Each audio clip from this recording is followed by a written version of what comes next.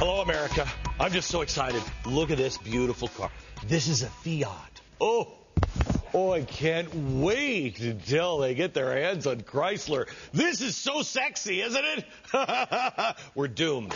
Listen, here's the deal. You know, a lot of people will say, I have to tell you, there's a shadow conspiracy going on. Not really. Not really. But there is the beginnings of a shadow government now, which is giving the Obama administration unprecedented power with virtually no oversight. And I keep turning to television like, is anybody going to talk about this? Is anybody mention this? I'll tell you exactly what I mean in just a second. But first, let me just show you something over here at the chalkboard. Yes, Glenn's got a stupid little chalkboard thing. It's our system of checks and balances. It's how our country was designed. We were designed, the three branches of government. You have the judicial, you have the legislative, and you have the executive branch, right? Then what happens, this was to protect liberty by ensuring that power could never be concentrated. Everybody tries to grow the legislative branch a little bigger. Every executive tries to make it an imperial presidency, and the judicial branch has gotten out of control over the years. But generally speaking, this is the way it's supposed to work. Progressives on both sides of the aisle, remember, we're talking Republicans and Democrats, both sides of the aisle, have slowly been chipping away at this. And they've been doing it lately with something called a czar. But czars aren't new. During FDR's administrations, some executive positions were actually called, you ready for this? Dictators. He put them down here. They didn't really answer to anybody. Dictators. Look it up. They had the dictator of steel. They had the dictator of lumber. Yeah, tell me how much all of the Democrats and the progressives just hated Mussolini. Dictators. The idea was for them to control supply within each industry in order to keep the prices up.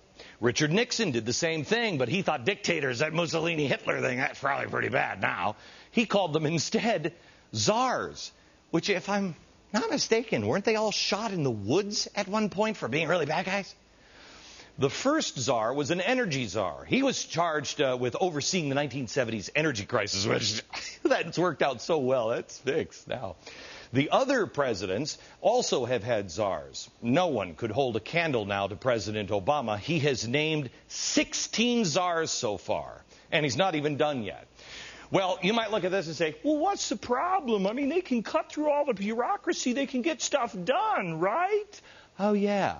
Except remember our founding fathers? They were kind of smart. They had this whole idea, let's balance power a little bit. Usually, this is what the system looks like. The czars, they don't answer to anybody. They don't answer to the legislative branch. You know what the czars look like? The czars almost have a little box around them. Just like that. They don't need to be confirmed by the Senate. They rarely go before committees. They can claim executive privilege when they're asked to testify. They are accountable to no one except the president himself. But look at the power that we've handed out to these unelected, unconfirmed people. They don't answer to anyone. On the low end, you've got the Great Lakes czar. I wish I was making up the fact that the guy who has a budget of $475 million for suckerfish was a joke, but it's not. On the high end, you have the economic czar, the regulatory czar, the government performance czar. These guys oversee trillions of dollars each. You also have the drug czar, the terrorism czar, urban affairs czar, technology czar, intelligence czar, the cyber czar, 6 other czars. I think what we need is like one big czar just to oversee all the other czars, because I'm losing track. Could our founders really have been this dumb to write a constitution that would allow this to happen? Of course not. They didn't do it this way. They didn't have any of this in mind. There was no wall here between them. Everything had to start, all the spending, all the revenue bills had to start in the House. And the oversight is one of the most important jobs of the legislative branch. What is Barney Frank always saying? There's got to be some oversight. Why is there no oversight? Why is no one looking? That's their job. These concepts are now being shredded. Our Constitution is on fire. This is not just a power grab. I mean, if it was, you know, oh, this is no big deal, then why do we have a health czar when we have already confirmed a health and human services? We already have that. Why do we need a border czar when we have ICE and a Department of Homeland Security? We already have that. Why do we have these little czars over here that they answer to no one? Why do we need a car czar when we already have Treasury and energy departments? The answer? Because this bureaucracy, they answer to everybody, eventually you. These guys? No, they answer directly to the president. Everybody else has to answer to you. The czars don't.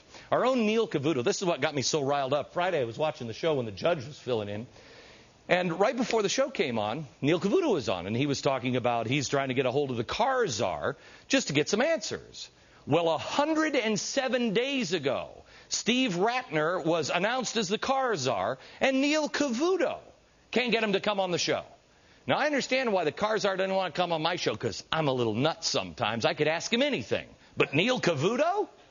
Let's bring in Fox and Friends host Gretchen Carlson, the senior judicial analyst, Judge Andrew Napolitano, and CEO of Wall Street Strategies, Charles Payne, is with us from the Fox Business Network. Okay, first of all, got it right? Yeah, right? Unfortunately. Yeah, it's scary. Well, you mentioned who's the czar. That's obvious. President Obama. Yeah, that's the czar. Yeah. Well, you absolutely do have it right. The Congress has written laws that require the secretaries of each of the branches to serve notice as to what they're going to do, to be transparent with the documents, and to answer to Congress. The czars don't have to serve any notice, have no transparency, and answer to no one except the president. When I heard Neil Cavuto say the other day, I've been trying to get a hold of him, I realized, oh my gosh, nobody is answering any questions. And then this morning, Gretchen, I'd like to get a hold of the car czar, too. Oh. Never did I think personally that I would need to get a hold of him, but now I do. Because my parents have owned a General Motors dealership in Anoka, Minnesota for 90 years, and they were terminated last week, and they would like to know why. They would like to know why from the car czar. No, but nobody's telling you. Did you get like 13 pages or something of notice? Did it have any answer? It said that you will no longer be a part of the new General Motors. Apparently there was criteria. But let me tell you this, Glenn. They haven't lost money. They are a profitable operation. Their objective they met at 103%. You can't go higher than that. And yet they are being terminated. There are 80 employees who will not have jobs anymore. My parents lay awake at night worrying about those employees. Okay. First of all, Judge, how can they get away with this? We're waiting for SCOTUS. We're waiting for the Supreme Court to go in and say, you can't do the other thing with the bond, but that doesn't even address the czar issue. If the Supreme Court hears the appeal on the Chrysler matter, it will presumably lay down guidelines for all other bankruptcies, including General Motors. And it will have to order that bankruptcy judges follow the Constitution. And people like Gretchen's parents have a right to be heard. If Barney Frank, to whom you made reference earlier, wants to be able to call the car czar and say, tell GM not to close any dealerships in my district, that is blatantly unconstitutional when Gretchen's parents are closed for reasons that they haven't even been told. Okay. You have talked to another dealership. Your family has talked to another dealership. Many. They all had a meeting yesterday in the state of Minnesota. But here is the ironic thing. There was a dealership that was closed in the first round in the metro area of Minneapolis. That person was able to get a meeting with GM executives last week for an hour and a half. And lo and behold, Monday night, that dealership is back in business. Now, you tell me that this isn't about who you know and who you can speak to. Now, I thought it was the government involved or was GM? Both.